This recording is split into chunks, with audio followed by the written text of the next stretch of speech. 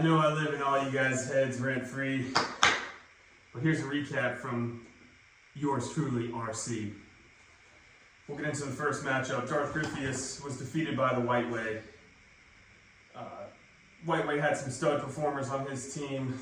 We got Jameer Gibbs going off for 36.8 fantasy points. Trey McBride, 29.4 fantasy points.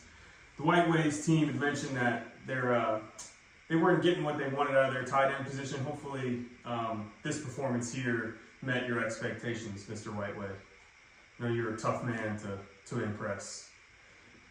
Stud performances out of Darth Griffius' team. Very intelligent play, playing the Browns defense. 26 fantasy points. Love to see that. CeeDee Lamb, great return. Bomb touchdown, 22 fantasy points. You love to see it. Just not enough to get the win this week. Currently, Darth Griffius is pretty obviously in his rebuild year. He knew it was going to be a pretty tough start at the beginning of the season.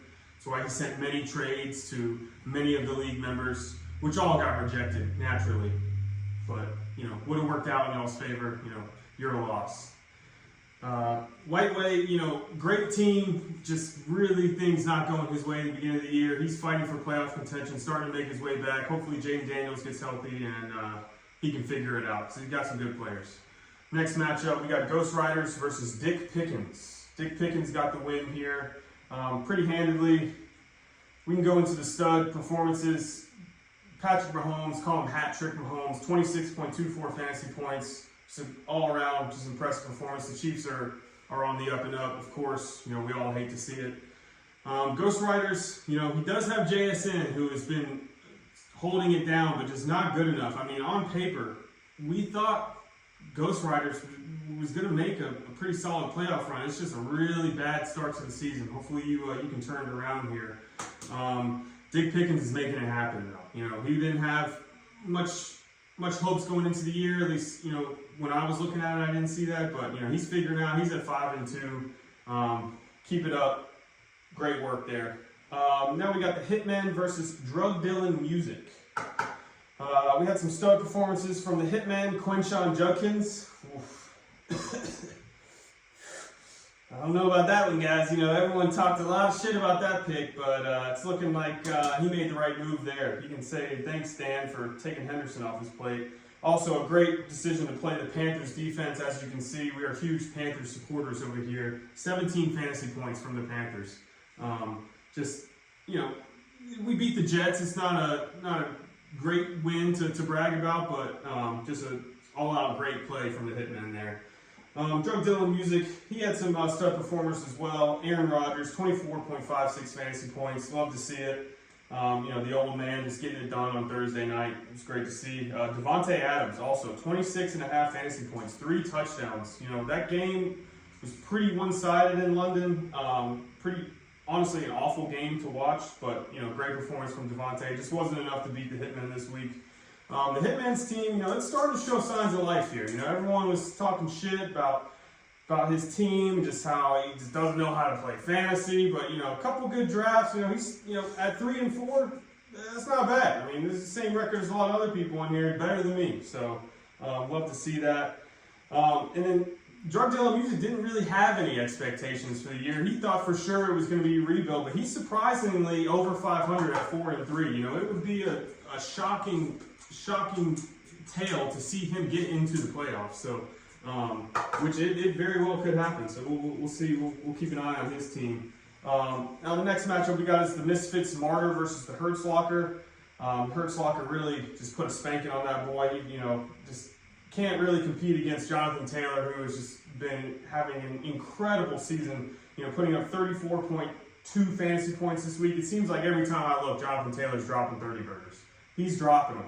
Jalen Hurts, of course, showed us that he can pass the football. He put up a solid 24.4 fantasy points this week. Bo Nix, fourth quarter, 40 fantasy points, practically. What a great performance. I hope it was worth your 2 first-round picks that you traded for him. Didn't get you the win this week, but impressive to see. We go and look at the Misfits Martyr here. Is there not really meeting expectations what we had this year. You know, on paper it looks like a really great team, but you know, he's below 500, 3-4. Hopefully he can turn it around. I know the whole league's rooting for you. Hertzlocker, they are really starting to surge here after a very slow start. I do remember seeing him struggle in the beginning, but you know, obviously Hertz and Jonathan Taylor and Amon-Ra St. Brown are really putting his team together, putting the team on their back and carrying them towards the win. We'll probably see him in the playoffs. We got the next matchup here: Scat Pack versus Jabroni Beating Jedis. You know, we really only had one stud performer to talk about on Scat Pack's team. Most of his players that would have been studs, unfortunately, were on the bench. But Jake Ferguson, he put up 21.9 fantasy points. That's great to see out of a tight end. You know, Dallas is just really cranking out the fantasy numbers this year on offense. You know, terrible defense, but that, as fantasy football players, we love that type of team where they can just really go out and put up points. The Jabroni Beating Jedis, they had, you know, there was 3 players that combined for over 110 points on his team. So Justin Herbert, 31.9 fantasy points. Christian McCaffrey, 39.1 fantasy points. And Jamar Chase, 38.1 fantasy points. I mean, just an absolute beast of a trio there. I mean, you know, it would have taken a lot to take that team down. He's also having a pretty solid year. You know, we could see him in the playoffs again. He's looking to repeat. We'll see what happens. As for John, you know, if you're going to have Scattaboo as your profile picture, probably in your best interest to start him.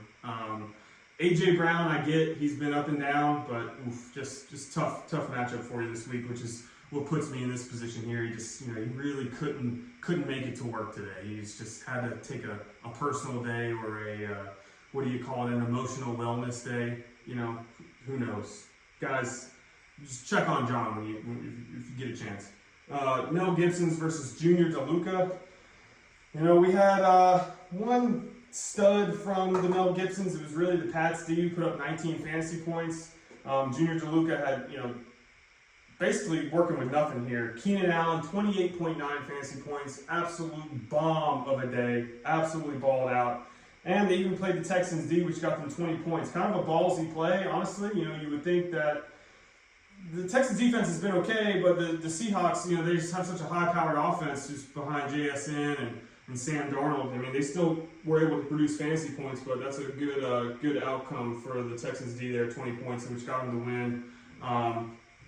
You know, the Mel Gibsons, they were all on their high horse, just feeling it at the beginning of the year. Just, oh, look at me. All it took was a couple drafts. I'm here. I'm going to make it. Oh, it's not looking good. Travion Henderson, dude. I mean, you were saying how smart of a pick it was. Looks like you should have taken Judkins after talking all that shit. But, you know, we'll move on from there. You know, hopefully you guys can turn it around. But it's been a slow, really rough sledding for you here recently. And then Junior DeLuca just starting off with just the worst possible hand that could be dealt to him. He's making it happen. You know, he handed me an L this year. He's handing out L's left and right. So good for him to be able to make it happen.